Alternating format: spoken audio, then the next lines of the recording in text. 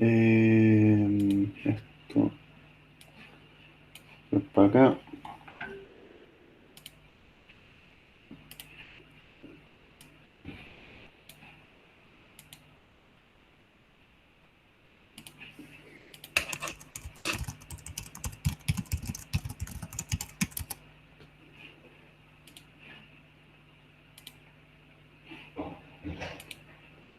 Y esto.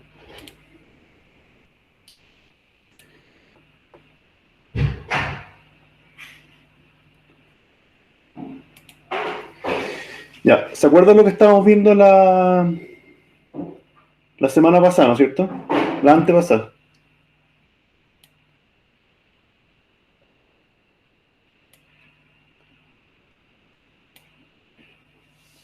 ¿Se acuerdan?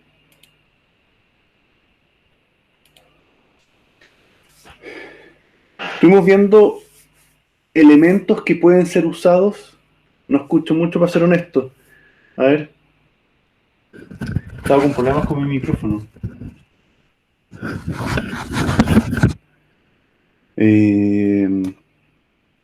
Están todos con el mismo problema de audio, ¿no? Yo escucho bien. Ya, Vicente dice que no se acuerda. Estuvimos viendo efectores, que es como el conjunto de elementos que pueden usarse para entregar, que son salidas, no son sensores. Los sensores entregan información al controlador y los efectores como el gran conjunto de elementos que permiten sacar datos o comandos del controlador. ¿Ya? Dijimos que eran elementos simples, que no requerían otros procesadores o comunicación o qué sé yo. Simplemente eran pines que uno levantaba y podía hacer algo de sonido, los LEDs, qué sé yo, interfaz de usuario en general. Eso fue lo que vimos en la primera clase. ¿Ya? Esta segunda clase, un poco para continuar con el tema, vamos a ver otros elementos electromecánicos ya que se pueden conectar al controlador. ¿Ya? También pensando en las cosas que el controlador hace hacia afuera. ¿Ya? Y esto, vamos a dejar.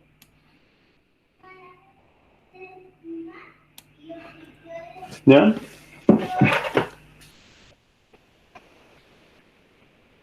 Entonces, ¿qué entendemos por electromecánico o salidas electromecánicas?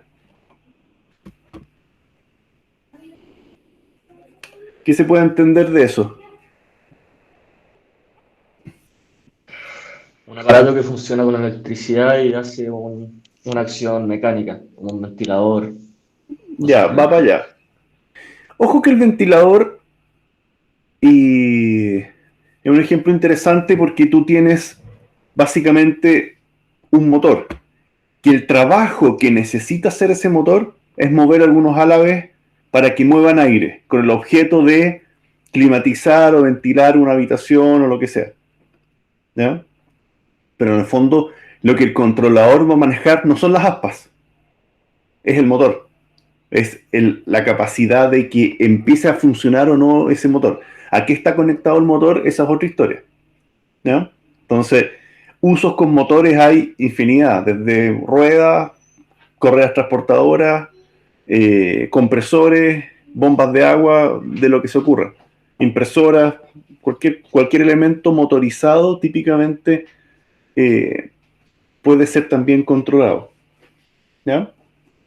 Entonces, aquellos elementos que realizan algún trabajo físico, ¿ya? Con motores o térmico o qué sé yo. ¿Ya? Yo puedo prender un calefactor, puedo prender una resistencia, puedo echar a andar, no sé, pues una ignición. ¿Ya? En general ocurre que gastan mucho más energía que la que el controlador mismo puede entregar. ¿Ya?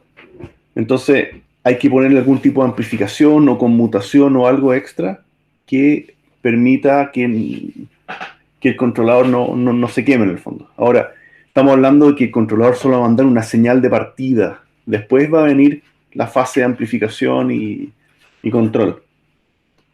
¿Ya? Ahora, los que controlan algún tipo de movimiento, ¿ya? Movimiento mecánico, tenemos al menos tres tipos.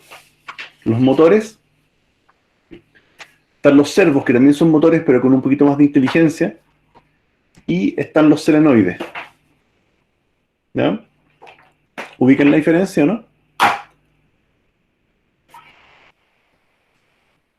¿Ubican la diferencia entre los tres o no?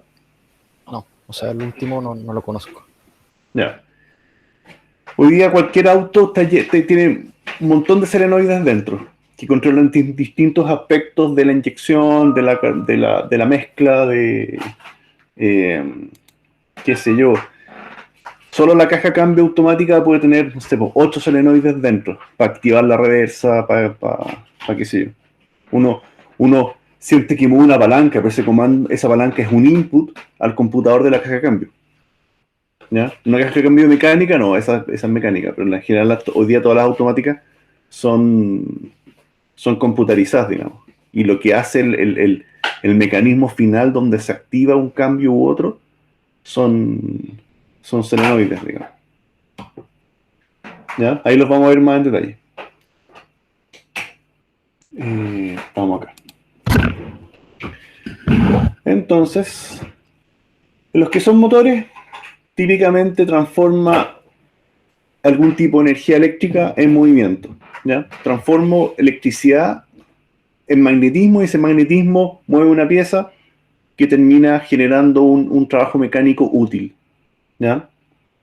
La mayoría son los motores rotativos, pero hay también motores lineales. ¿Ya? ¿Ubican los motores lineales?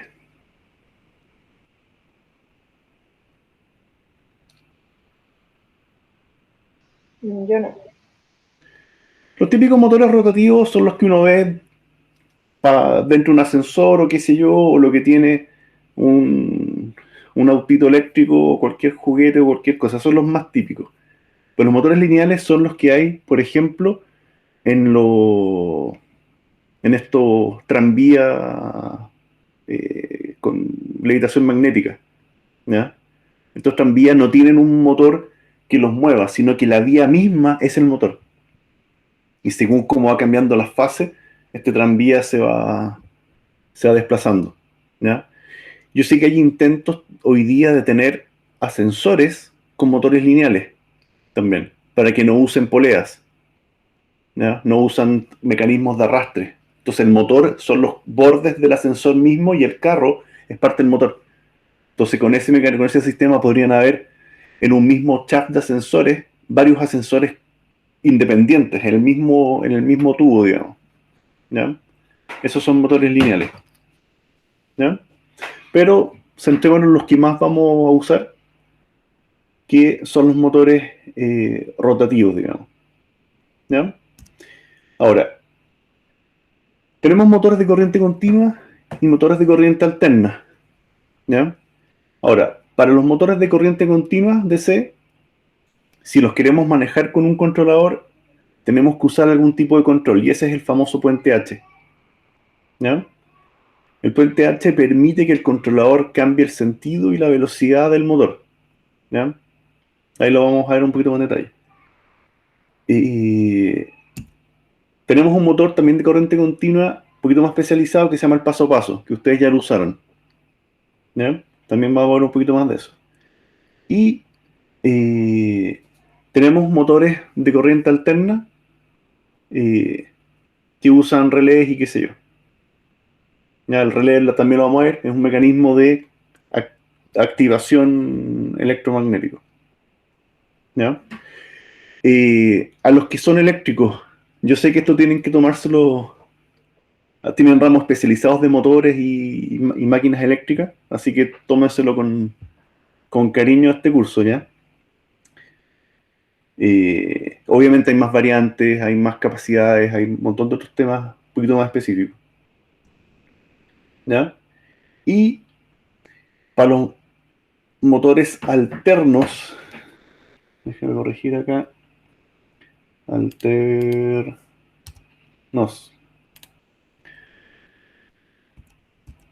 Para los motores alternos trifásicos se usan variables de frecuencia. ¿Ya?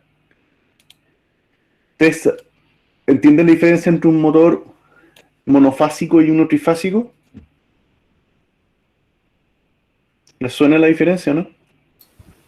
No. Lo que ocurre es lo siguiente. La electricidad domiciliaria, ¿de qué tipo es? Alterna. Alterna, típicamente monofásica. ¿Ya? ¿No es cierto? A ver si puedo rayar.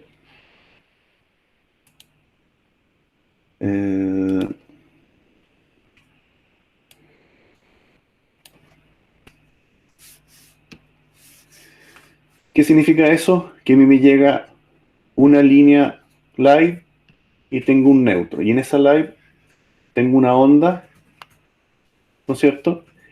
Que pasa por un cero. Este es un 0 volt. ¿Ya?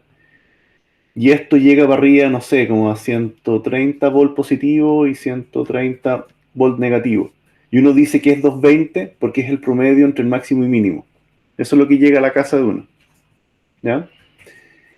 Y este tipo de energía sirve para todo, ampolletas, planchas, lo que sea. Y también puedo echar a andar motores con esto.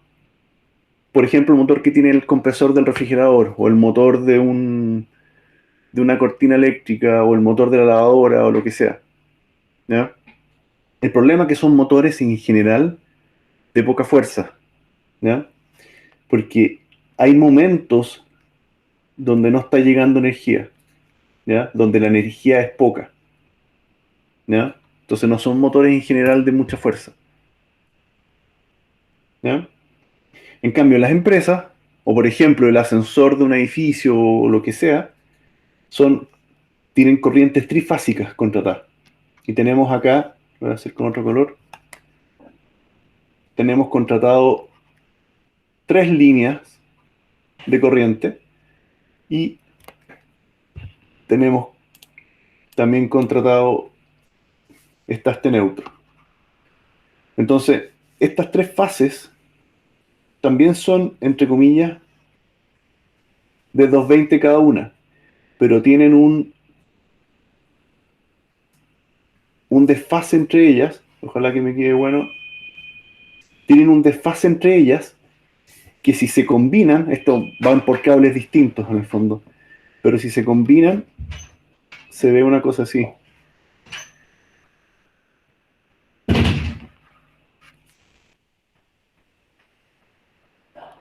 Entonces, un motor que es trifásico siempre va a tener alguna fase que está generando paso, está generando corriente. Esto tiene un desfase de 120 grados cada fase, ¿ya? En esta señal. Entonces siempre tengo alguna parte del motor que está haciendo un buen trabajo y se construye con 3 o más pares de bobinas y qué sé yo. Por eso que son motores que pueden funcionar con mucha fuerza en el fondo. Y a la vez ser económico. Porque yo podría suplir esto, podría suplir los problemas del motor de corriente monofásica gastando más energía, digamos. Que esa fase tenga mucho más fuerza, mucho más amperes. Pero eso lo hace más caro, gasto más energía en eso. Los motores trifásicos en general son más eficientes y pueden ser más chicos y toda la historia. ¿Ya? Pero aquí dependo que la compañía me entregue las 3 fases. ¿Ya? ¿Se entiende? Sí, sí. Entonces, vamos viendo cada uno de estos temas por separado. El puente H, además de controlar, el puente H lo usamos para los motores DC. Y los motores de corriente continua, en el fondo, tengo que proteger el controlador y también protege la batería para no generar cortocircuitos ni cosas. ¿Ya? ¿Va? ¿Por qué está desordenado esto? Ya, administro la corriente que llega al motor y controla las distintas compuertas que trae este puente H. O sea, el CPU maneja estas compuertas. Y esto se ve así más o menos. ¿Ya? Voy a tratar de rayar.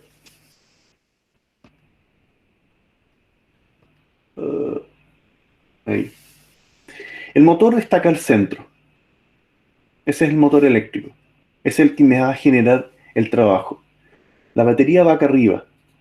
Voltaje de batería y la tierra de la batería. ¿Ya? Lo que maneja el CPU son estos señales A y B.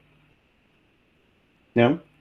Y según la combinación que yo diga A positivo con B negativo, es cuáles de estos switch o MOSFET que están acá van a cerrarse para que pase la corriente. ¿Ya? Y estos 4 switch están dentro del puente H. Los construyen especialmente para esto. Entonces, según cuál habilito y cuál deshabilito, hago que la corriente fluya en un sentido o en otro. ¿Ya? Aquí estoy invirtiendo, en el lado derecho, estoy invirtiendo se ve la punta enlace, ¿no es cierto? Estoy invirtiendo el paso a la corriente. Con eso el motor puede empezar a andar al revés. Y si yo voy pulsando el A y el B, voy a generar que este motor vaya a menos velocidad. ¿Ya? Puedo regular la velocidad y el sentido usando solamente 2 pines. Algunas versiones de puente H manejan 3 para el tema de la velocidad, pero en general yo defino el lado A y B para energizar esto. ¿Ya? ¿Se entiende? Y estos puentes H los venden, es un chip específico que hace esa pega.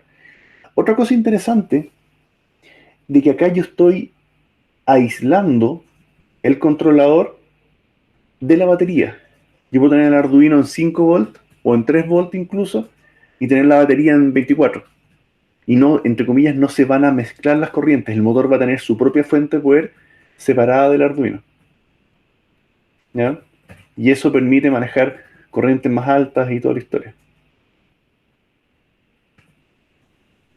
¿Se entiende?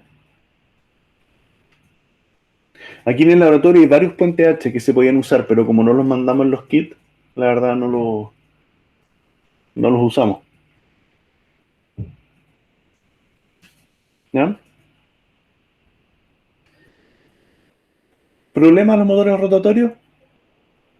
Y el controlador va a mandar la señal para que gire, pero no hay una manera práctica de saber cuánto ha girado. Uno lo echa a andar, no. Y el autito empieza a moverse. ¿Ya? No hay feedback. En algunas aplicaciones sirven, no en todas. ¿Ya? Ahora, cuando yo necesito saber cuánto se ha movido y todo, necesito algún tipo de feedback.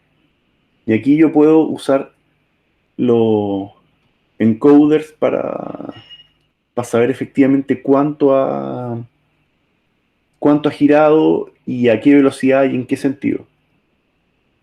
¿Ya? Eh, no sé, pues. Me tocó una vez eh, ayudar a construir un prototipo para una silla rotatoria terapéutica. En el fondo, había un investigador en Chile que estaba viendo la relación entre la depresión y el mareo.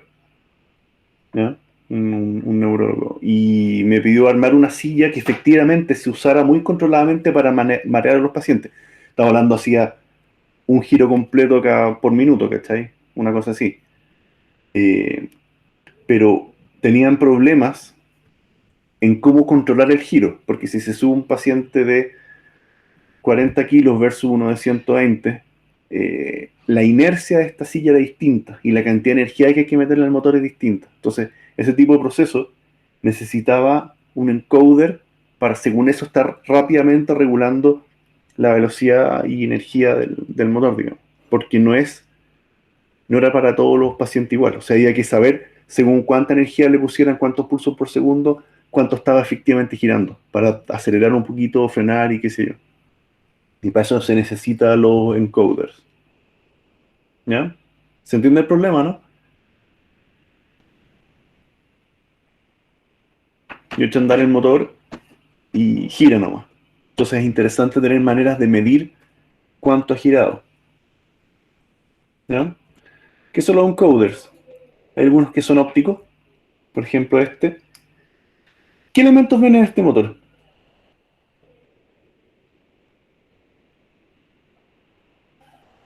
¿Qué alcanzan a identificar?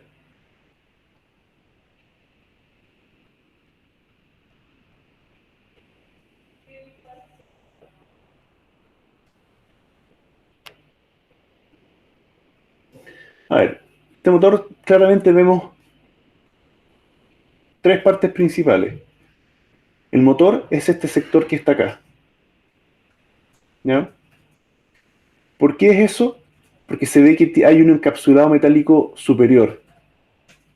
Todo esto que está acá es una reductora. Acá hay un montón de engranes que están bajándole la velocidad por aumentar el torque. ¿Ya? Y el torque final no está relacionado con la velocidad misma del motor que está acá adentro. Acá dentro de la parte plateada hay una reductora. Y por otro lado, tenemos al final esta cosa negra, ¿no es cierto?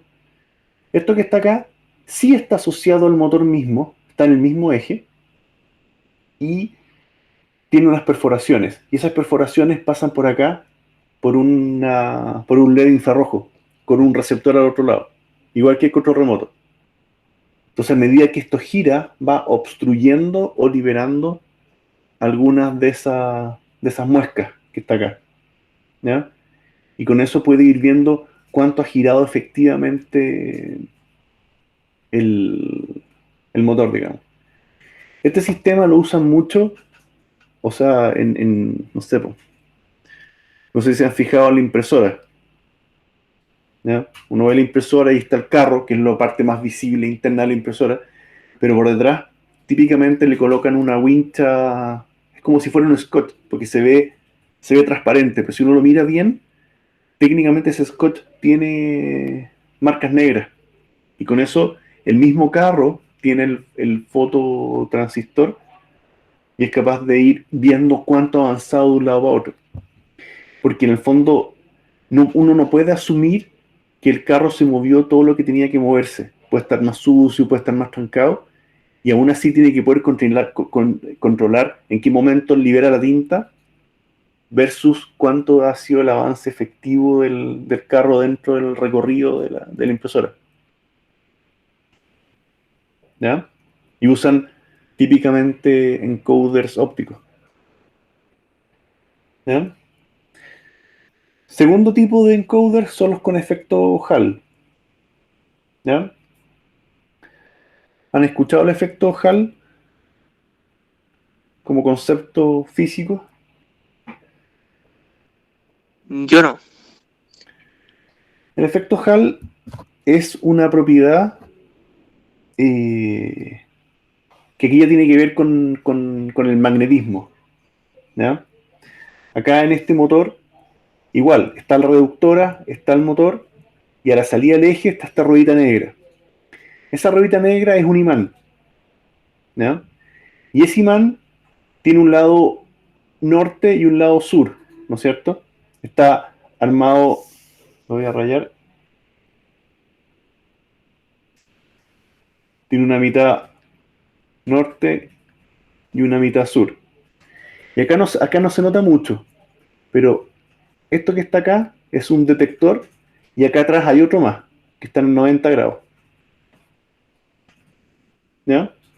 Entonces, esos dos detectores son los chips que funcionan con el efecto Hall, que cuando pasa el magnetismo por ahí, lo detecta y es capaz de decir si pasó el lado norte o el lado sur de este imán. ¿Ya? ¿Se entiende? Sensores efectos Hall en el auto también, cientos, ¿ya? Porque no se ensucian, ¿ya? Puede estar en el interior de los motores, pueden estar sometidos a temperatura, qué sé yo. Hay muchísimos sensores de efecto Hall para los computadores del auto, ¿ya? Ahora, acá en el óptico no se nota, pero técnicamente acá hay dos emisores. En el fondo, lo voy a dibujar. Que este lápiz. Ahí. Por un lado, uno tiene un emisor, y por otro lado, tengo un receptor. ¿Ya? Y se obstruye por las paletas del encoder. Lo interesante es que siempre están de a dos. ¿Ya? Igual que acá el efecto Hall, están colocados de a dos. ¿Ya? ¿Por qué? Eh, Cuando tengo dos señales, yo puedo ver no solo el avance, sino que además el sentido. ¿Ya? Y estos están desplazados lo suficiente, porque los dos no miden en el mismo punto. Entonces están desplazados lo suficiente para que los distintos canales, en este sentido el A y el B, midan a tiempos distintos, desfasados. Y según qué marca qué, hay una tabla de verdad, yo puedo saber para qué lado está girando esto, según cuál empezó. ¿Ya? ¿Se entiende?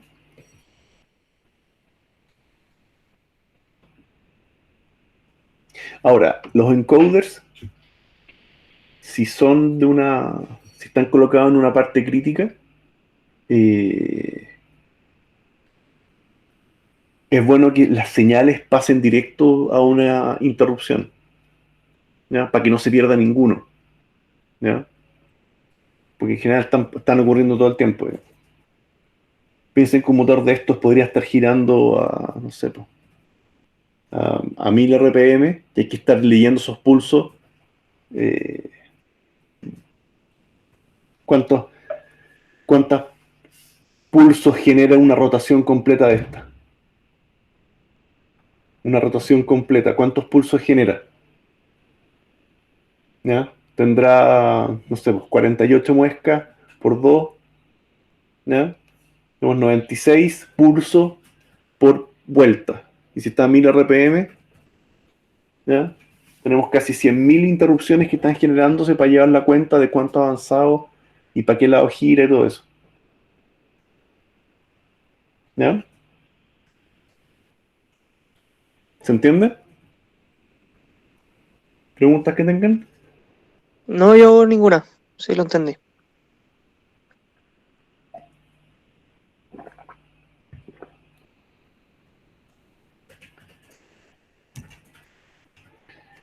Bueno, los motores paso a paso ya les tocó verlo. Eh, Bobinas alternadas. Según qué bobina se habilita, el rotor se intenta alinear con el campo magnético y todo eso. Ya coordinando las conmutaciones, se hace giros controlados. Eh, si se deja de conmutar, el motor se detiene. Eh, por eso, normalmente los steppers no les ponen feedback. Pero si se necesita, según la aplicación que uno quiera armar, es importante ponerle. O sea, en general no traen, pero hay muchas veces donde igual les terminan colocando para robótica de precisión y qué sé yo. Típicamente igual les colocan feedback. ¿Ya? Hay un motor paso a paso. Ustedes estuvieron en el laboratorio, bueno, y también para el proyecto, trabajando directamente con los motores paso a paso. Pero igual que como existe el puente H, bueno, igual hay librerías y todo, pero hay drivers de puente H, perdón, de motores paso a paso que pueden aliviar la programación. O sea, que uno le puede mandar comandos como acelera, ¿ya? Detente, o hacer incluso micropasos, ¿ya?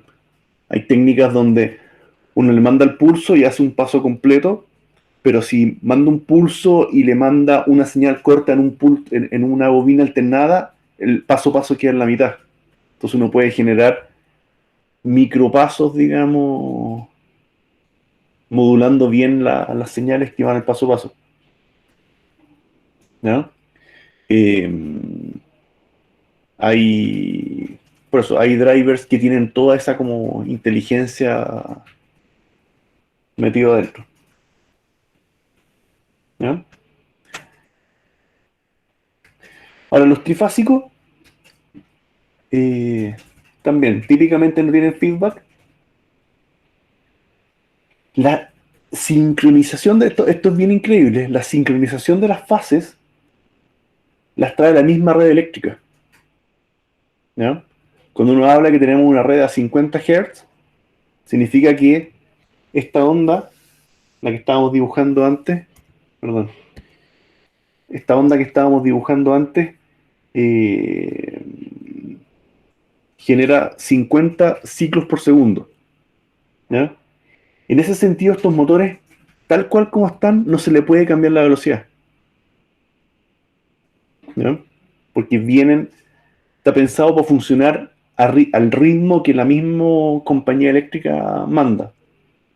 Por eso que estos motores no son interoperables con eh, sistemas que funcionen en 60 Hz, ¿ya?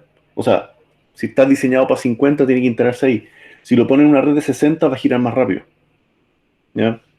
Entonces, estos se calculan así para, para la red propia de cada país en el fondo, ¿ya? Ahora, ¿cómo se le maneja los motores trifásicos? Existe el componente que es el variador de frecuencia.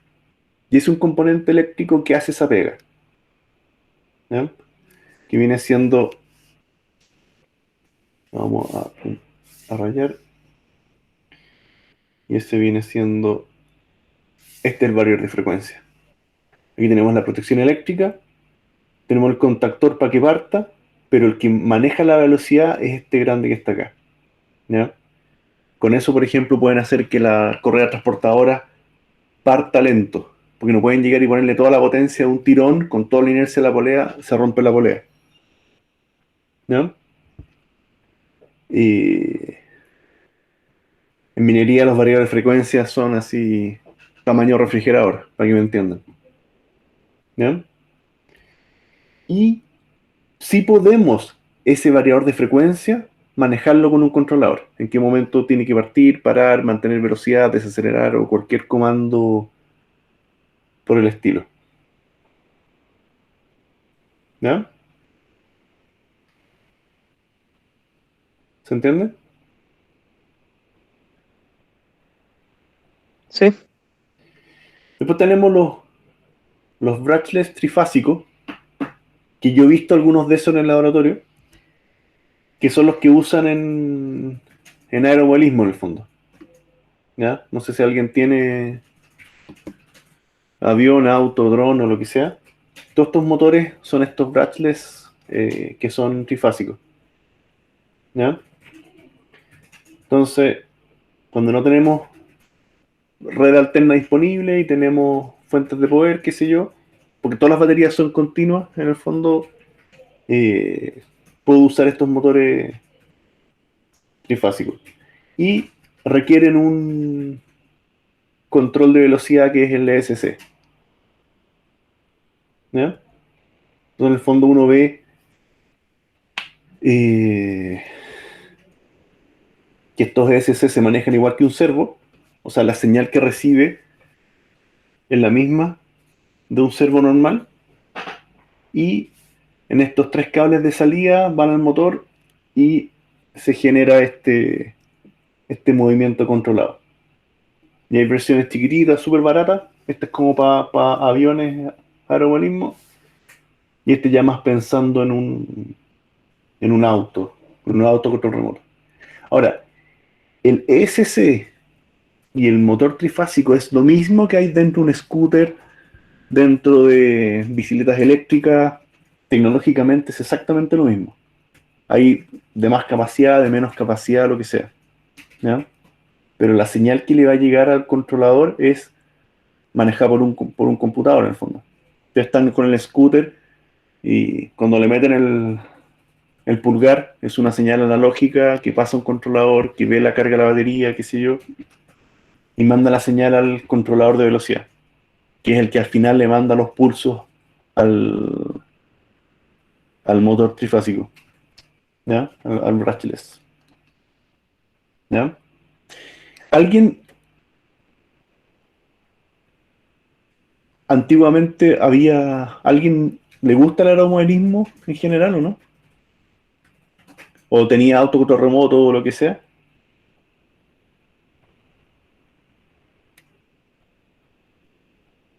Vicente dice que tenía. ¿Qué tenías antes?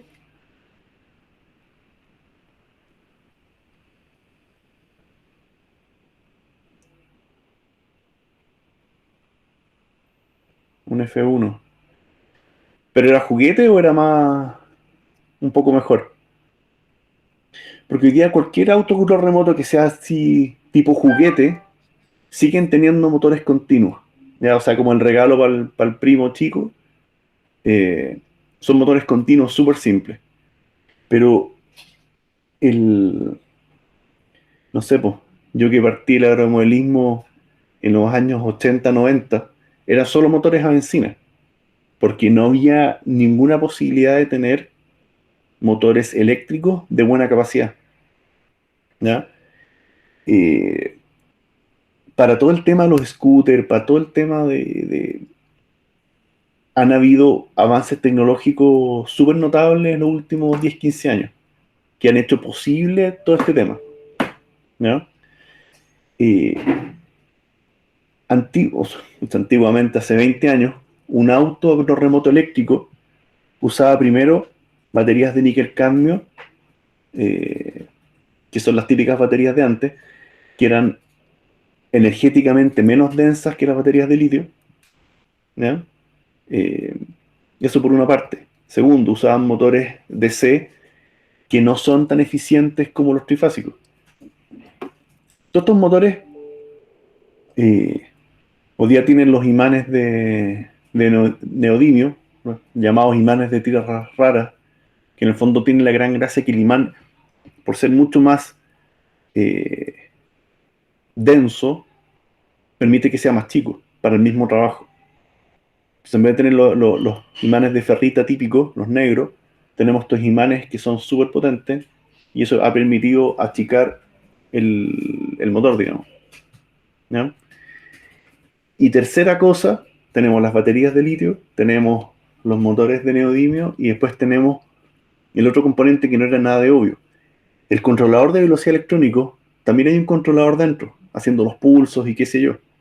Entonces, tener la capacidad de tener microcontroladores metidos para cada motor, eso también es algo bien notable, que no estaba antes, ¿ya? Y en el fondo es ese trío de tecnologías que ha permitido que existan todos estos elementos hoy día, ¿ya? Y es algo que, eh, como que tecnológicamente, no sé si pasó muy desapercibido, pero fue bien notable que en 10, 15 años ya se haya transformado en tecnología viable, ¿ya? Y uno ve, por ejemplo, no sé, pues que hay dentro de un Tesla, es esto mismo, motores trifásicos, controladores de velocidad, y todo funciona con corriente continua dentro, ¿ya? El, no sé si han visto, pero el Supercharger y todo el tema de que tiene Tesla es cómo puedo meter corriente continua directo a las baterías. En vez de pasar por de alterna, que es lo que tiene la red, a un transformador que va en el auto que me la pase de alterna a continua, que es como el cargador como que tiene el cargador de celular, por decirlo algo. Distinto es que pase corriente continua directa, que hace la carga mucho más eficiente y rápida. ¿Se entiende, no?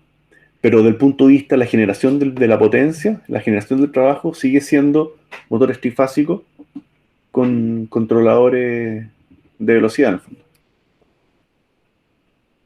¿Ya?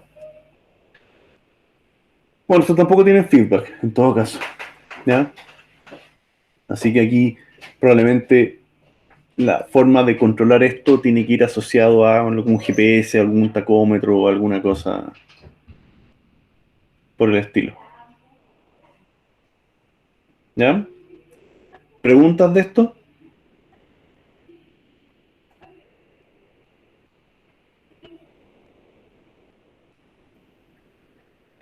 Bueno, servos. Esto ya los vimos un poquito, ya los han trabajado. ¿Ya? Es un pack que contiene el motor, la reductora y el mecanismo de feedback. ¿Ya? O sea, hay un feedback interno que logra que se mueva el motor hacia donde debiera estar. O sea, trata de reducir la diferencia entre donde tengo que estar y donde estoy. Esa es toda la ciencia que tiene adentro de esto. ¿Ya? ¿Se entiende?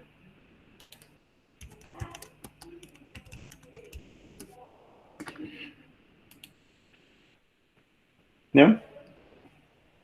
Esto está dentro de la carcasa del servo. Su controlador, el motor, reductora, y debajo del cuerno final está este potenciómetro, para saber para dónde está mirando. ¿Ya? Oh, ahí. Entonces, ¿cómo lo manejo? Le mando una señal PWM. ¿Ya? Y normalmente no hay ninguna salida del servo al controlador. ¿Ya? Uno le manda la señal al servo y espera, y uno confía en realidad de que el servo haga la pega y se mueva cuando tiene que moverse. ¿Ya? Pero eso no siempre es el caso. ¿Ya? Eso puede fallar porque el servo está mecánicamente muy cargado y le cuesta moverse, porque tengo menos corriente disponible para que esto funcione, o simplemente no pasó tiempo suficiente para para entre que le mandé la señal y que le estoy mandando otra. ¿Ya? ¿Se entiende por qué esto puede ser un problema, no?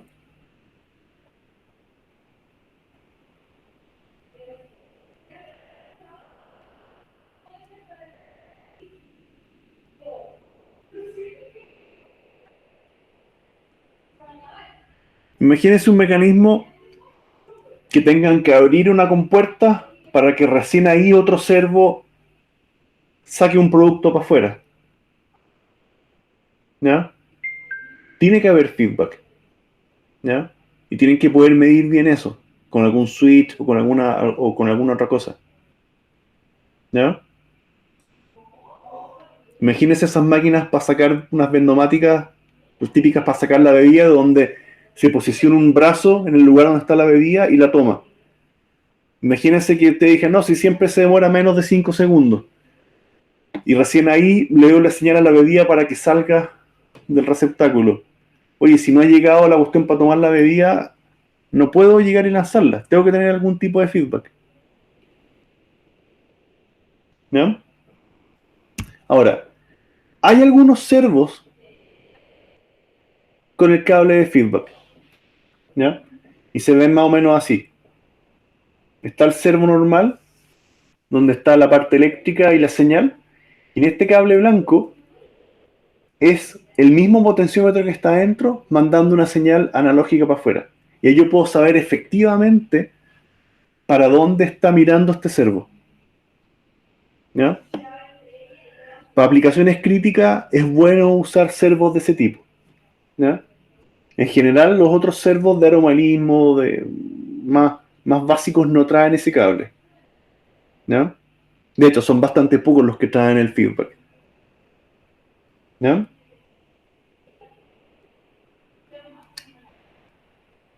¿Se entiende? Yo puedo leer ese analógico para saber para dónde está mirando el servo.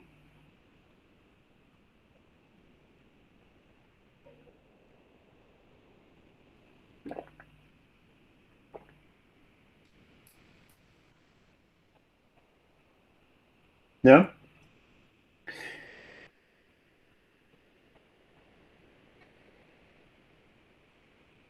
¿Se entiende el tema del feedback o no?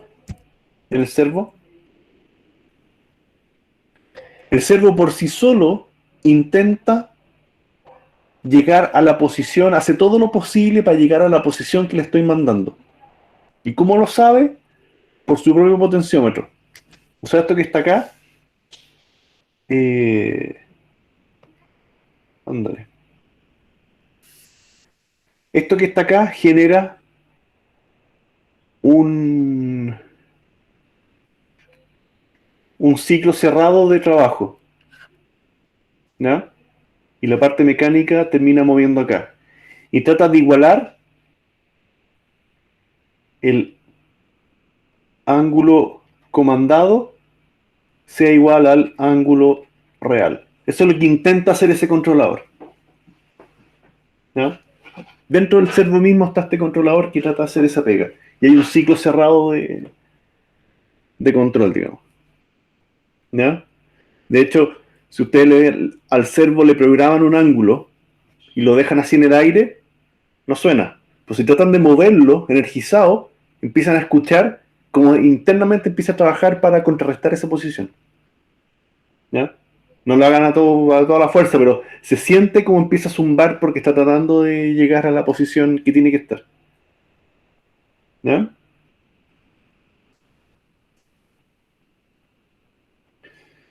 Ya. Tenemos el servo con feedback. También tenemos los servos lineales, ¿ya? Donde yo comando la extensión que tiene, ¿ya? Y son más o menos de esa forma. Ya hay distintos largos, distintas potencias, distintas velocidades y todo el tema. Internamente se ven así, ¿ya? Es un motor que echa a andar un tornillo sin fin y ese tornillo sin fin desplaza.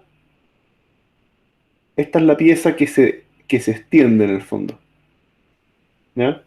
Y aquí el tornillo sin fin hace un giro en ese sentido, ¿ya? Algunas cosas interesantes.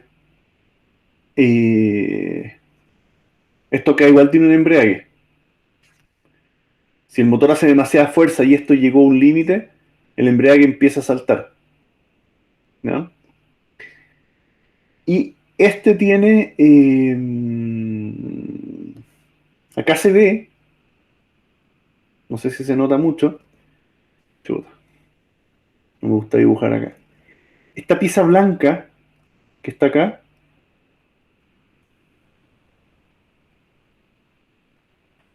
este es un potenciómetro lineal, ¿ya? Estamos acostumbrados a los potenciómetros que giran, pero también están los potenciómetros que pueden ir en línea. Por ejemplo, los que tienen, algunas radios tienen potenciómetro en línea o se ven, no sé, por las mesas de mezcla en las productoras, en los estudios en el fondo, que son como lineales, ¿ya? Y este potenciómetro en el fondo tiene, en vez de ser una herradura, ¿no es cierto? Con los dos bornes y al medio tenemos la escobilla que giran en eso, esta es la que se mueve. Tenemos un potenciómetro que es de este formato. Y lo que uno mueve está acá al medio, ¿no? Esta superficie de desplazamiento del servo es un material con resistencia, típicamente grafito o un elemento así. Y mientras más avanza, más resistencia le aplica a la corriente, ¿ya? Los servos rotadores tienen potenciómetros circulares y este acá tiene un potenciómetro lineal. Con eso este elemento tiene la capacidad de poder llegar a la posición que se le pidió y quedarse ahí, ¿Ya?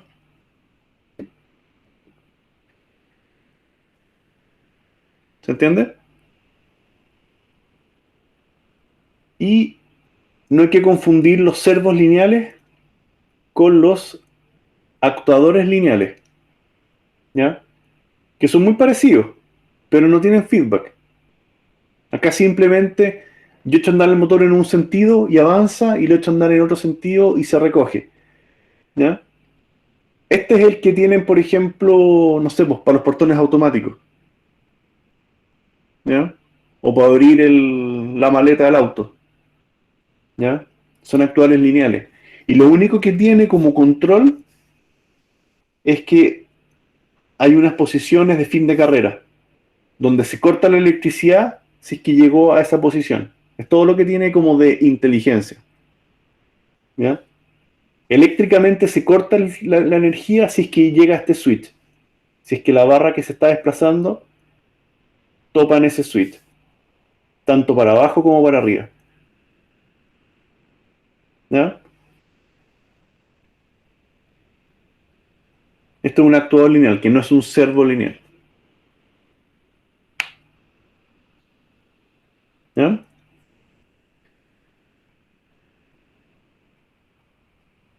¿Preguntas?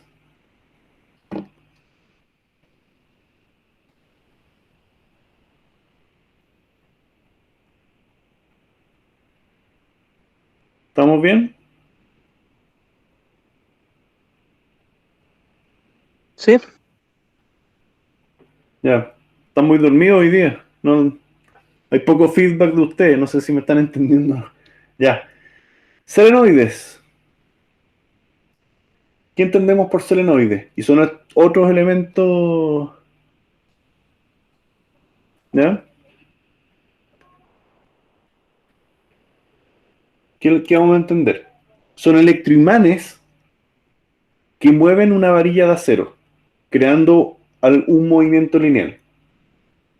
Y se ven más o menos así. Hay de otros tipos, por supuesto, pero se ven más o menos así. Está este electroimán acá, y en el interior tenemos esta varilla, ¿ya? Ah, bueno, ahí está el dibujo abajo. Cuando energizo ese electroimán, hago que se mueva esa varilla y genere algún tipo de trabajo típica. No son muy largos, pero genera un trabajo mecánico comandado por el controlador, ¿ya? Eh,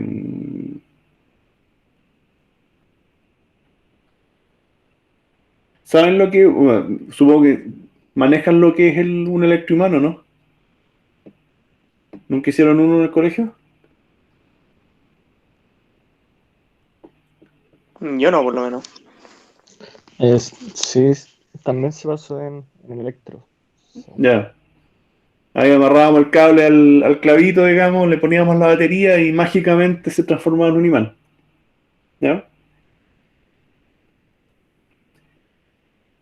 Y aquí no es mucha carrera lo que avanza esto.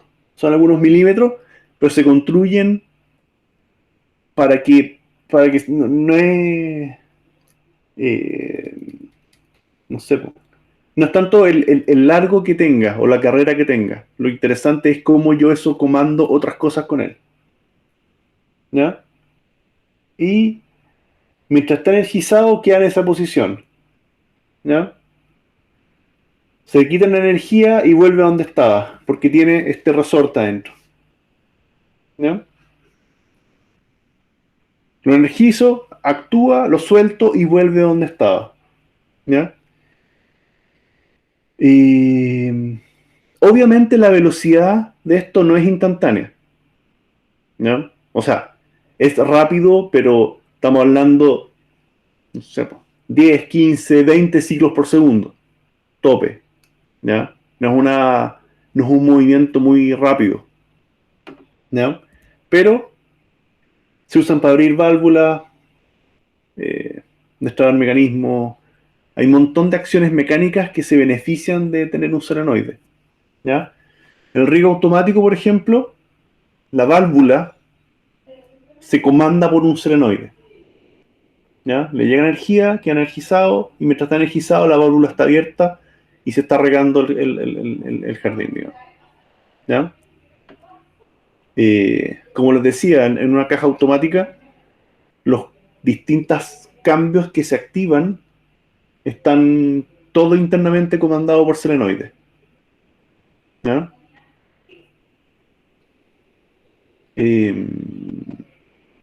Qué sé yo,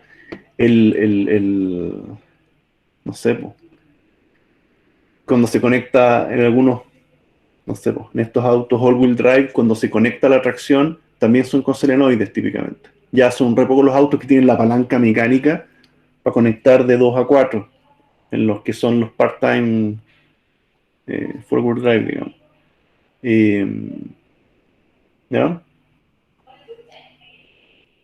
Por ejemplo, en la lavadora, si quiero dejar entrar el agua para recargar, no uso la bomba, uso un solenoide que en el fondo es como que abriera la llave de paso para que empiece a entrar agua a la máquina.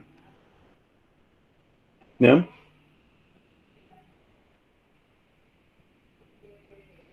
¿Se entiende? Ahora, hay otros elementos que se pueden controlar. ¿Ya? Entonces, eh, tenemos acá otros componentes que, por ejemplo, si quiero manejar luces, otras cosas, yo puedo usar los relés en el fondo para comandar otros motores más grandes o otras cosas así. ¿Ya? Están los relés y los relés de estado sólido. ¿Ya? ¿Saben lo que es un relé o no?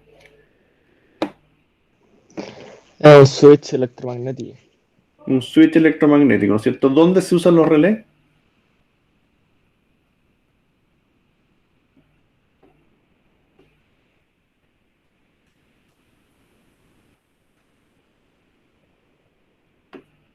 ¿Dónde típicamente uno encuentra relés?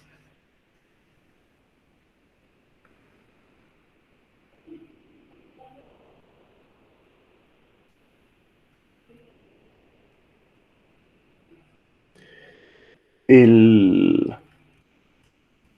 También, una típica parte donde uno encuentra relés son en los autos. ¿Ya?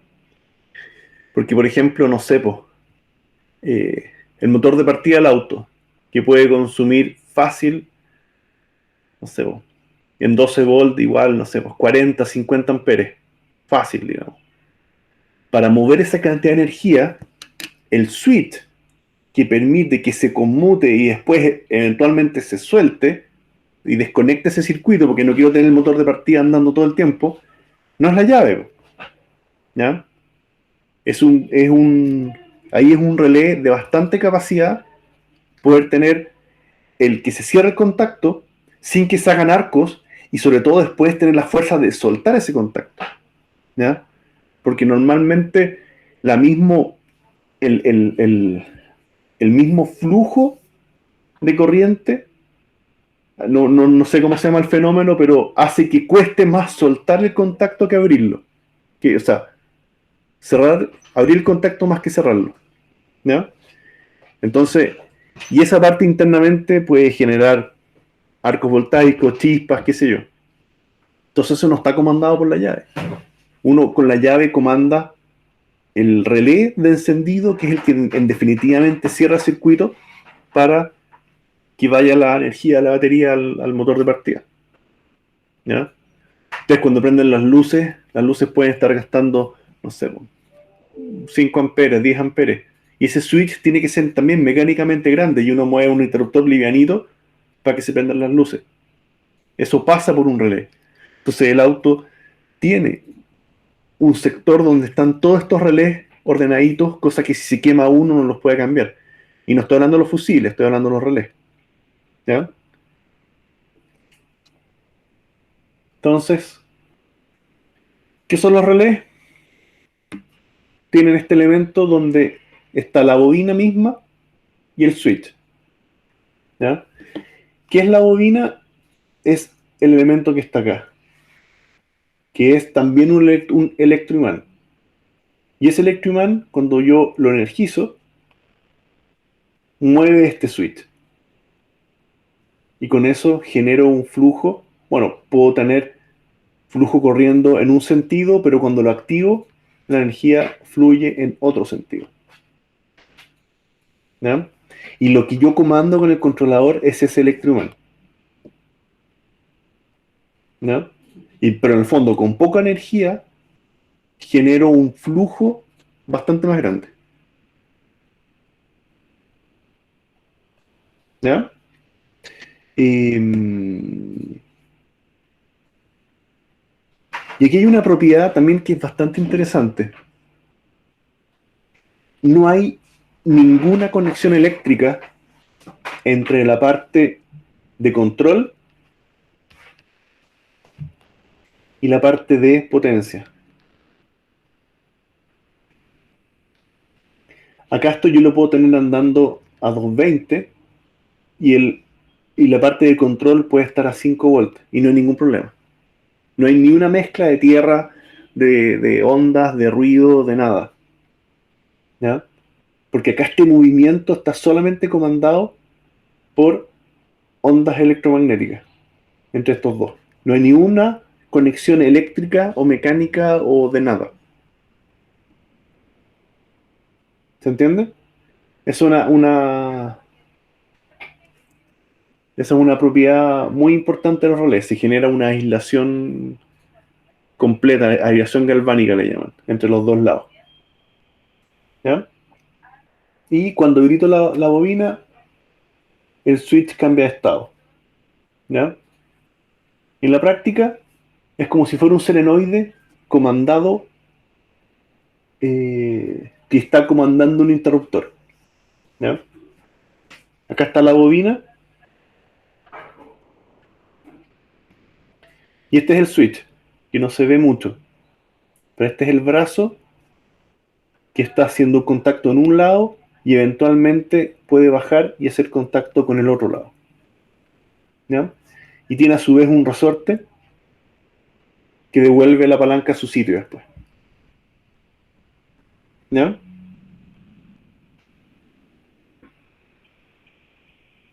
¿Se entiende?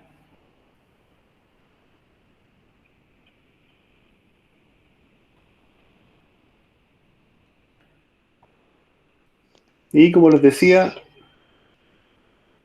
tiene la propiedad de aislar completamente el área de control con el área controlada. Y eso es muy importante.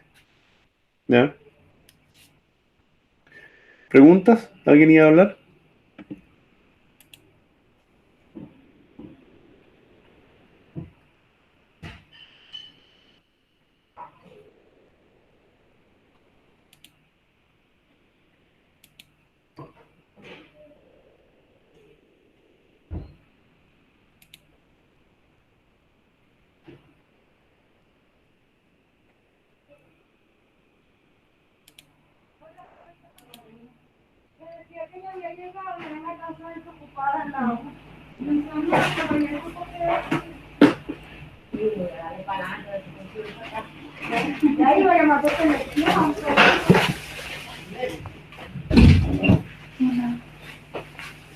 ¿Ya? ¿Estamos bien? Sí, bien. Entonces,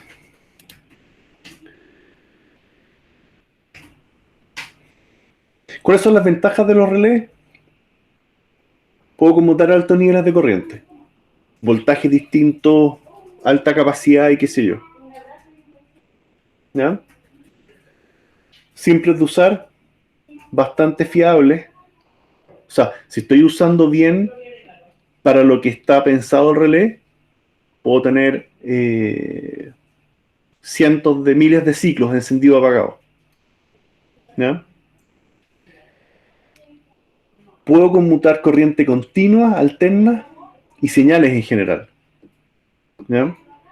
Y normalmente uno puede, no sé, pasar señales digitales, puede pasar señales de audio por un relé, ¿ya?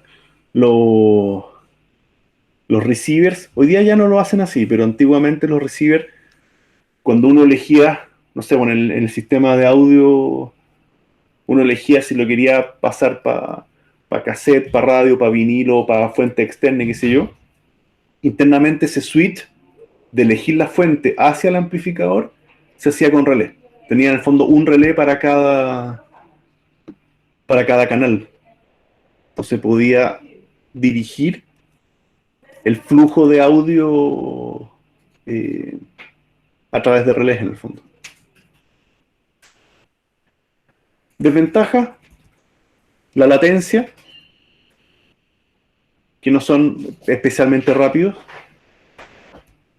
Tiene un trabajo de cientos de miles de computaciones que en el fondo no son infinitos. Hay que pensar en el flujo de trabajo que tiene esto.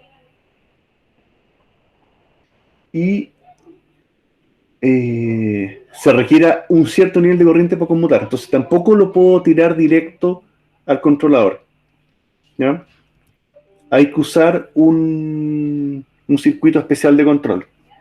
El relé técnicamente está acá, ¿ya? Significa que tiene que pasar por algún transistor, ¿ya? Este es un transistor para poder conmutar eso. Y la señal manda, el controlador manda una señal, aquí está el pin, manda una señal baja, se activa ese transistor y ahí yo conmuto el relé, ¿ya?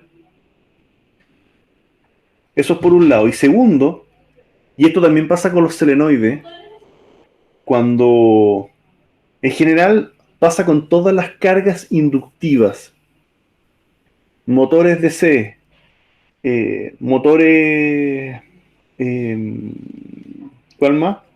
Motores DC, electroimanes, selenoides, relé, todos esos que tienen la bobina enrollada en el fondo, que tienen cargas inductivas, cuando yo lo desenergizo, pasa el efecto, le llaman aquí se genera este flujo electromagnético. Y cuando se desenergiza, esa energía tiene que disiparse para alguna parte, ¿ya?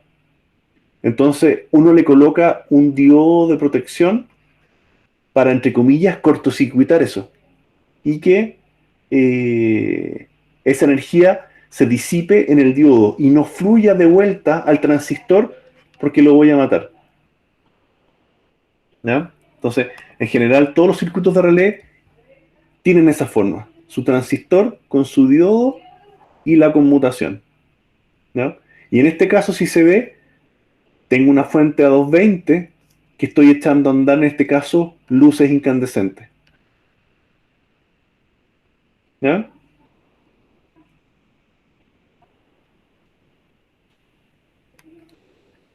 Y, por supuesto, que se venden los módulos de relé listos para controladores. En este caso tiene dos relés y acá hay una separación completa. No me va a dejar. Hay una separación completa entre el área de control con el área de potencia, ¿ya? Y acá se ven, aquí no se nota mucho, pero típicamente tengo un LED para ver cuando está prendido el relé. Tengo su transistor, tengo su diodo y este además le coloca acá circuitos para optoacoplar esto, ¿ya? Que acá entre medio también hay una división eh, de la señal, ¿ya?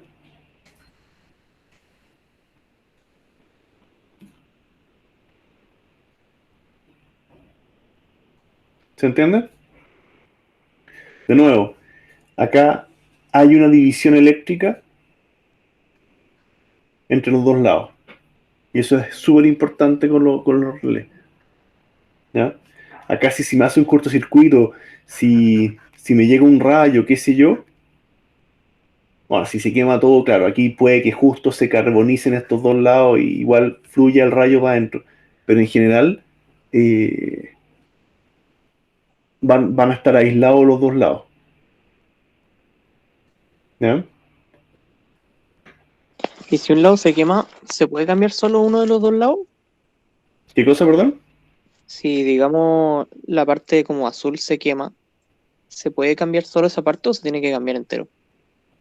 Sí, efectivamente, bueno, aquí tengo que desoldar. Todo esto es el relé. Y aquí son dos. Y efectivamente lo puedo desoldar y poner otro. Pensando que estas piezas igual tienen desgaste. Estamos hablando de cientos de ciclos, pero igual tienen desgaste. Entonces, claro, de repente se echan a perder y uno los puede cambiar. En los autos, los relés de autos, incluso tienen unos sockets súper específicos de dónde van y uno los cambia así y no son difíciles de encontrar, son bastante estándar. ¿Ya? Uno ve cuántos amperes tiene que pasar, cuántas bobinas tiene y qué sé yo. Acá, acá hemos puesto, a ver, lo voy a hacer en el otro.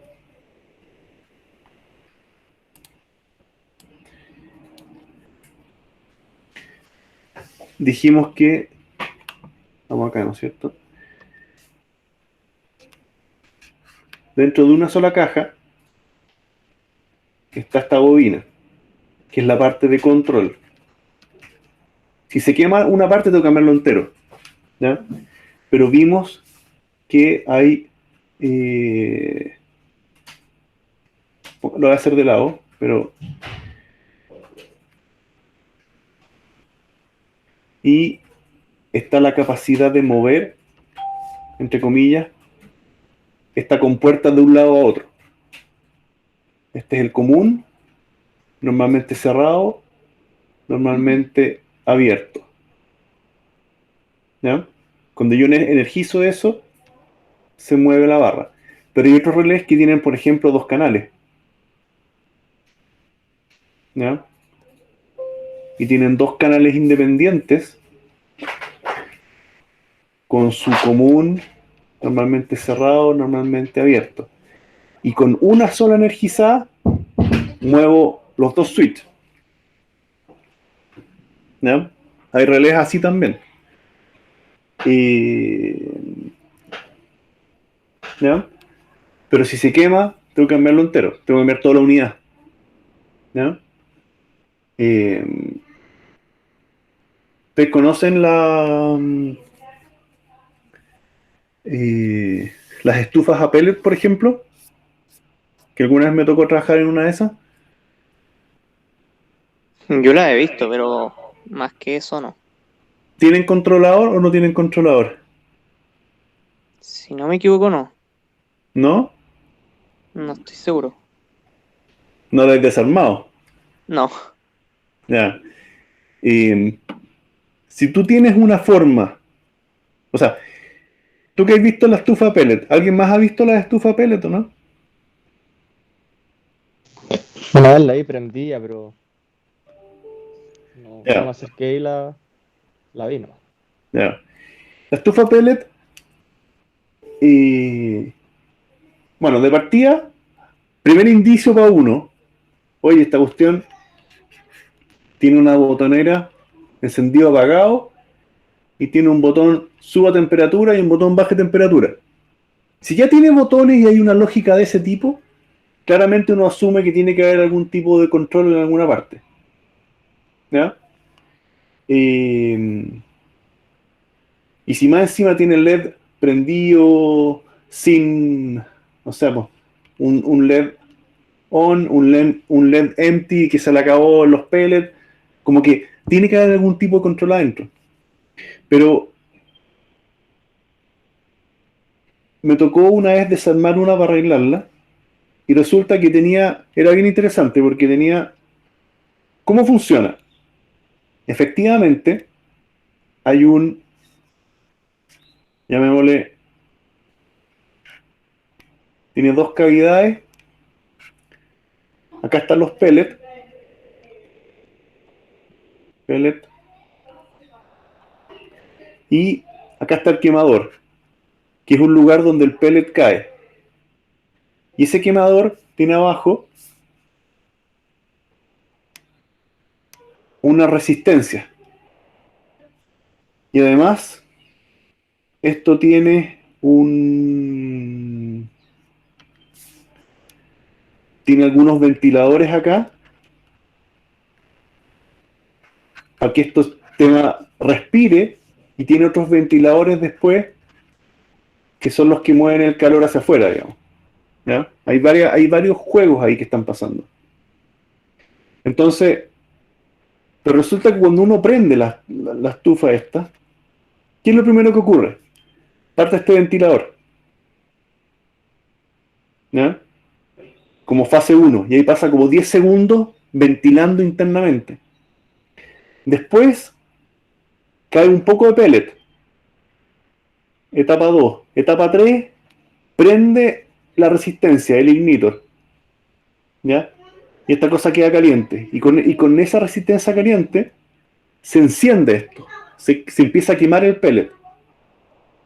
Pero una vez que el pellet agarró temperatura, y aquí efectivamente hay unas termocuplas, qué sé yo, algunos sensores al controlador, se apaga el igniter y ahí el fuego sigue solo, ¿no?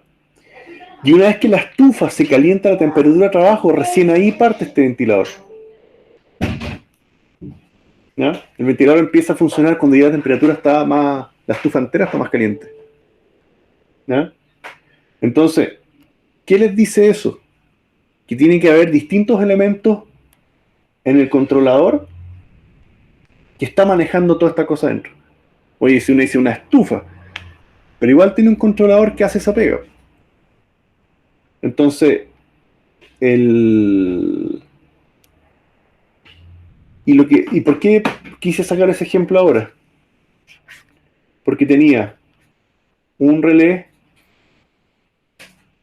para el ventilador externo, un relé para el ventilador interno, un relé para el encendido. Pero el feeder, el motorcito acá, que traía el pellet, no era con relé. Era con, y lo vamos a ver justo ahora, un relé de estado sólido. ¿Ya? ¿Y por qué?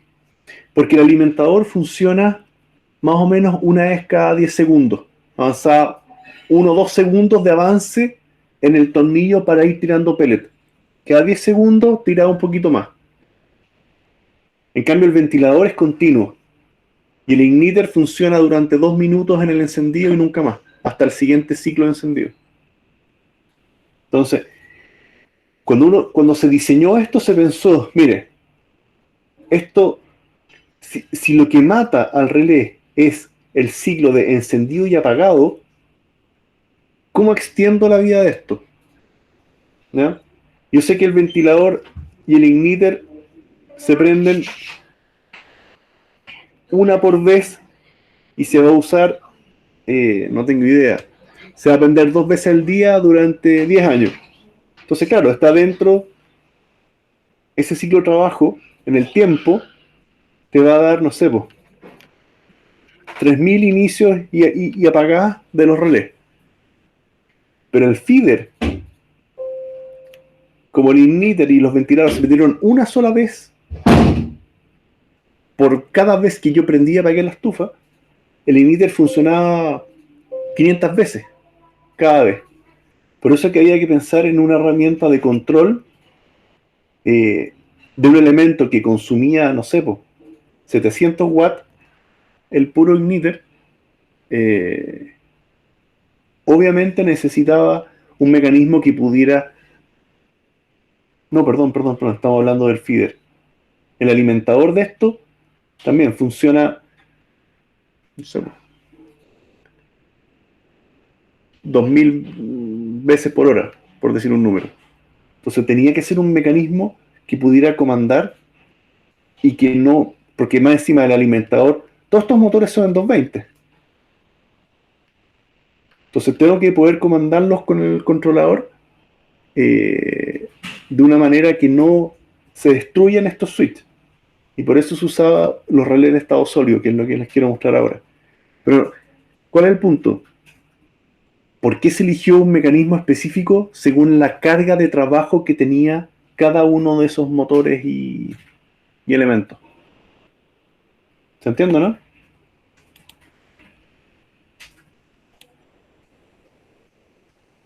Entonces, teníamos los relés, que se ven más o menos así. Y tenemos por otro lado los relés de estado sólido, ¿ya?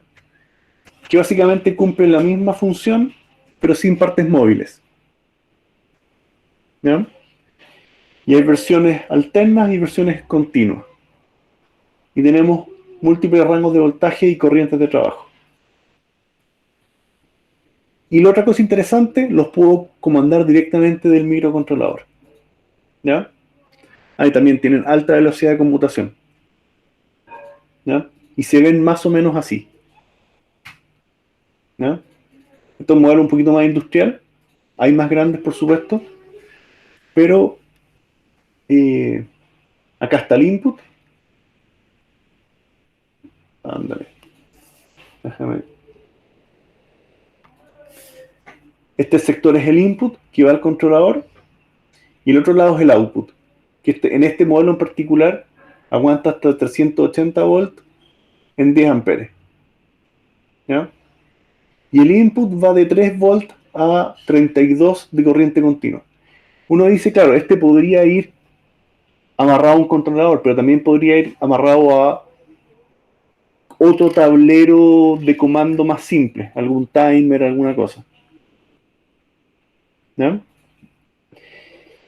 Una cosa que me pasó, fíjese en este rango de entrada, de 3 a 32. Compré uno que era de 5 volts y no funcionaba bien con Arduino. Porque estaba justo en el margen. ¿Ya? Entonces, cuidado con eso. ¿Ya? Y este otro que está abajo, este es para corriente alterna. ¿Ya? No sé si se ve arriba que se ve esa onda. 380 volt AC, corriente alterna. Y este de abajo es de corriente continua. ¿Ya? Hay del formato de arriba también en continuo, pero este también es un formato que va soldado en la placa. ¿Ya? Lo que no deja de ser impresionante que este maneja, no sé, pues 120 volt continuo en 8 amperes. ¿Ya? Como que uno lo ve tan chico y ven que hay la computación que hace. Ahora, estos en general se calientan, ¿ya? Por eso que este en particular tiene todo un sector de disipación para que se atornille en alguna placa de aluminio o algo que le bote calor, ¿ya? Este de abajo también, algunos traen un hoyo para colocar un disipador y cosas de ese tipo, ¿ya? Y ¿cuál es el punto? Estos también son más caros que un relé normal, ¿ya? ¿Y qué otras ventajas tiene? No se gastan, ¿ya? Como no tiene partes móviles, no tienen desgaste mecánico, ¿ya? Ahora, ¿cómo funcionan? Y más que eso es, ¿por qué hay versiones específicas para corriente alterna y para corriente continua? ¿Ya? Esta es la interna de un relé de estado sólido. SSR significa Solid State Relay, ¿ya? Lo que está dentro de lo rojo es el elemento, el relé mismo, ¿ya? Y aquí sencillamente yo le mando la señal del controlador, pasa primero por esta pieza, que es un autoacoplador, ¿ya? En realidad este se llama el optotriac, donde tengo un LED emisor que internamente dentro del componente llega a un receptor. O sea, si esto está habilitado, se genera el cierre de este fototriac que está acá, ¿ya? Y después de eso se comanda efectivamente el triac, ¿ya? Acá está la corriente alterna del vivo y neutro y mi elemento a controlar, que en este caso es una resistencia de 600 watts. ¿Ya? ¿Cuál es la gracia del triac? Que es un switch que puede cortar en cualquier punto de la onda alterna. Eso es lo interesante que tiene. Puede cortar cuando está en positivo, negativo, qué sé yo. Y esa es como la diferencia que tiene con los relés de estado sólido para corrientes continuas, que no permiten corriente negativa, entre comillas. ¿Ya? ¿Qué es lo que nos interesa saber? Que con eso yo estoy comandando efectivamente la corriente alterna. ¿Ya? En el fondo, cuando el triac se activa, puede fluir energía del vivo al neutro, con lo cual ese equipo se energiza. ¿Ya? Ahora, el relé de estado sólido igual tiene una aislación. Acá en la mitad. Ándale, ¿dónde está esto? Déjame dibujar. Acá en la mitad, igual hay una división eléctrica. Una aislación galvánica que le dicen. Donde si efectivamente llega un rayo acá o un cortocircuito, se puede quemar, pero no debiera, es poco probable, no debiera pasar más daño de ahí en adelante al controlador. Hay una aislación. ¿Ya? ¿Se entiende? Esto es un LED infrarrojo interno que ilumina el receptor. ¿Ya? Pero ahí no hay ni un paso eléctrico de nada. ¿Ya? Y los de corriente continua es la misma historia, solamente que acá al otro lado del receptor tenemos un MOSFET, que es el que en definitiva cierra el circuito de control. ¿Ya? El relé es lo que está dentro acá de lo amarillo. ¿Ya? Y tengo la carga, tengo la batería, ¿no es cierto? Positivo, negativo, y este circuito acá, voy a hacer con el láser, este circuito acá solo se activa cuando el MOSFET, o en este caso el foto MOSFET, se cierra. ¿Ya? Esto yo los he armado con optoacoplador separado del MOSFET y también funcionan bien. ¿Ya? ¿Se entiende? Y de nuevo, acá también hay una diferencia, una división entre la corriente de control y la corriente de trabajo, la corriente de potencia. ¿Ya? ¿Preguntas de esto?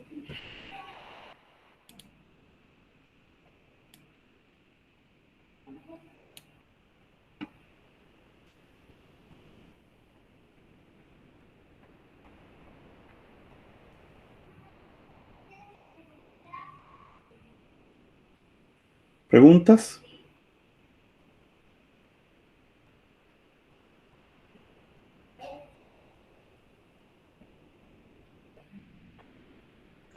Esto entonces como para el largo plazo son más convenientes que el otro, ¿no? Porque como no se queman. Yo creo que siempre hay que hacer el cálculo de cuál es el ciclo de vida estimado de tu producto. Ya. ¿Sabes? Porque el fondo te ahorra algunas cosas, pero, o sea, no hay soluciones mágicas que sirvan para todo. Porque o te caes por precio, o te caes por tamaño, o te caes por... Algo siempre va a topar. ¿Ya? Si tú esperas que, no sé, po, que el auto funcione 50 años, probablemente te va a convenir que hayan buenos repuestos. O sea, si usáis los mismos relés que se han fabricado en los últimos 30, 40 años, lo más probable es que sigan existiendo en los próximos 30, 40 años también. Digamos. Si estáis con piezas muy nuevas, donde el fabricante de la pieza no te garantice continuidad, mejor buscar piezas que sí se te garantice la continuidad. porque la esperanza de vida de tu producto es muy larga. ¿Está ahí? Ahora, si estáis con un producto que tú esperas que dure 5 años, quizás lo puedes abaratar poniendo un relé y va a estar perfecto. No sé si se entiende. Sí, Eh, perfecto. y no se trata, aquí no estoy hablando de obsolescencia programada, a mí me carga la obsolescencia programada. No estoy hablando pero sí estoy hablando del ciclo de vida normal de un producto. ¿Cachai? Uno no puede pretender que un tostador de pan dure más allá de 5 o 7 años. Porque las piezas, con el cambio de temperatura, empiezan a fracturarse y qué sé yo. Uno no puede pretender eso. Eh, Uno no puede pretender que una lavadora funcione más allá de 10 años porque la gente no les hace la mantención. Entonces tiene que jugársela a que, a que, las, a que las piezas pasen ese ciclo de vida normal, digamos. ¿Entiendo, no? Entonces, ese es como el análisis que uno debiera hacer. ¿Ya? Yo en lo personal estoy súper en contra del e-waste y todo eso, entonces trato que las cosas duren la mayor cantidad de tiempo posible, siempre que sea económicamente viable también, digamos. ¿Ya?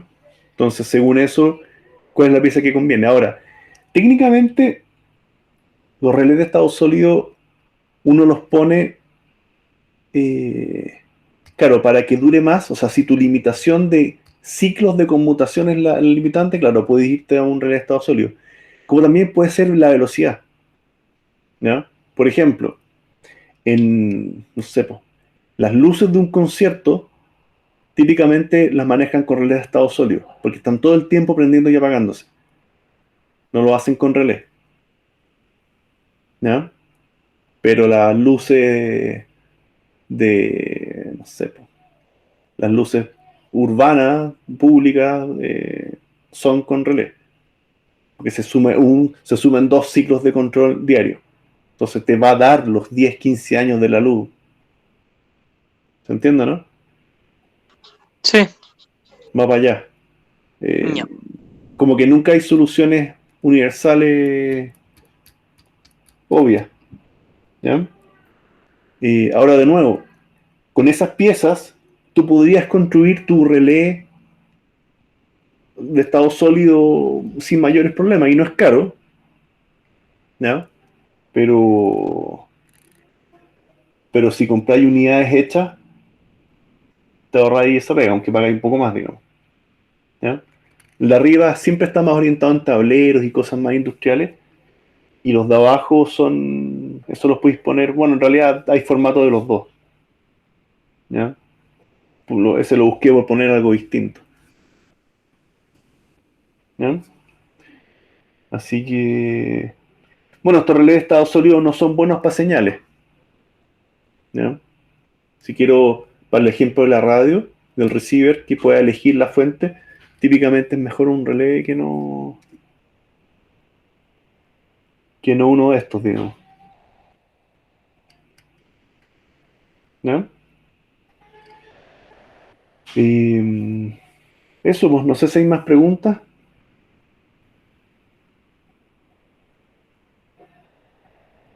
Ya le tengo los proyectos y el informe, se los quiero subir ahora.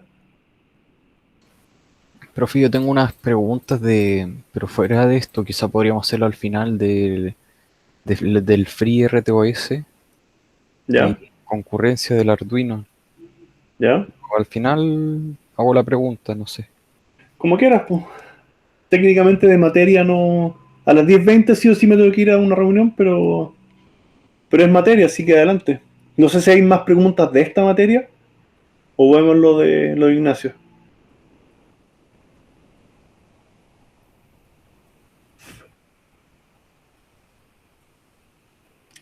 ¿Ya cuál es tu pregunta entonces? Ya, lo que pasa es que supongamos que quiero hacer ya un programa que tenga una función simple que cada cierto tiempo largo escriba en la EPROM. Pero yo no quiero que se quede pegado escribiendo en la EPROM porque, qué sé yo, maneja input. ¿Ya? Entonces quiero decirle que cuando escribo en la EPROM lanza una nueva task, ¿cierto? De la FreeRTOS. Para escribir en la EPROM, termina esa tarea, pero paralelamente se ejecuta el thread principal, digamos. Entonces, como me imagino que si supongamos que hago eso en el loop, ya, supongamos que estoy en el loop y en el loop le pongo no sé, Acuérdate que en RTOS el loop no se usa para nada. o sea, esa es mi pregunta, no puedo hacer el loop para en algún punto, dada una condición, hacer X task create y hacer la task que ejecuta la Es que, a ver, script. si tu EPROM lo escribes, invento, cada 1 minuto, tú perfectamente le puedes dar un delay largo y va a quedar en dormida o hasta que se termina ese propio delay. ¿Cachai? Tú le das un task sleep, ¿cachai? 1 millón y va a estar 1000 segundos dormido. Eso no debiera ser un problema. Pero tiene sentido en el loop hacer mis cosas y en el loop llamar a crear un task del FreeRTOS, Es que, a ver, es que la filosofía porque si del no, no RTOS, sabría cómo llamaron y crear un task dentro de otro, no sé si funcione. no, tú no creas tú puedes en un task echar a andar, pausar y controlar a otros tasks. Eso sí se puede hacer. ¿Ya?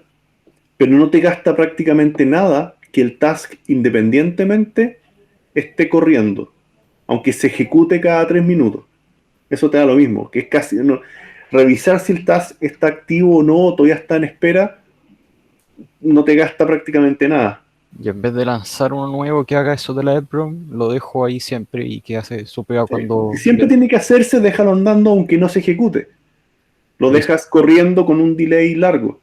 entonces supongamos, Tú apagas task cuando ya no tienes que ejecutarlo nunca más. ya Por entonces, ejemplo, por ejemplo, no sé, si en el auto, cuando el motor está frío, se ejecutan algunos tasks más intensos en monitoreo de emisiones y cuando el motor ya está caliente se apaga para siempre, hasta que el motor se enfríe de nuevo y se va a enfriar cuando el motor se apague. Entonces lo podéis dejar ahí completamente dormido hasta nunca más y que ni siquiera se preocupe de esa rutina. ¿Cachai? Si estáis en un modo, te invento,